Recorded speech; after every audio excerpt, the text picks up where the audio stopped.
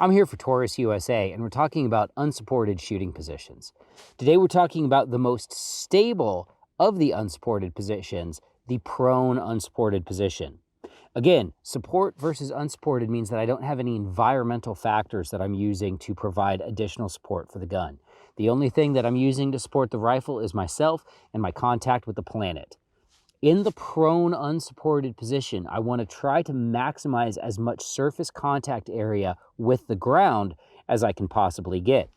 You'll notice that my feet are spread out fairly wide and they're flat on the insteps. I'm not up on my toes and I'm not watching Saturday morning cartoons. Instead, I've got my feet flattened out so I can get as much contact with the ground as possible.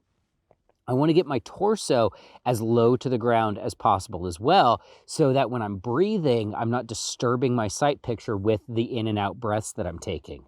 Your ability to flatten your torso out will be dependent on the weapon system that you're using, your optic height, and a bunch of other factors that may affect your prone position.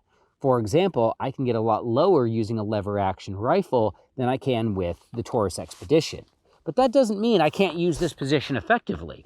Once I get settled into a good prone position, making a headshot from here is relatively easy.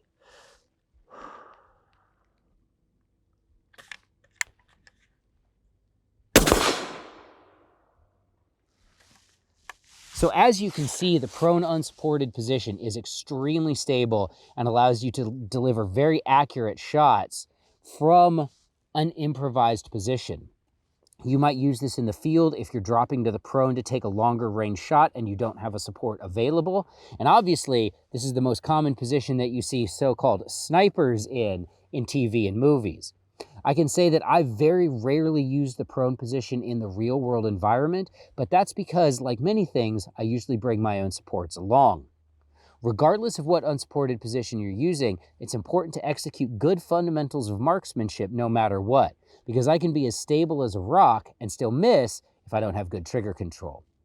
The nice thing about all of these shooting positions is you don't have to go to the range to practice them. Whether you're practicing prone unsupported, kneeling unsupported, or standing unsupported, all of this can be done in dry fire.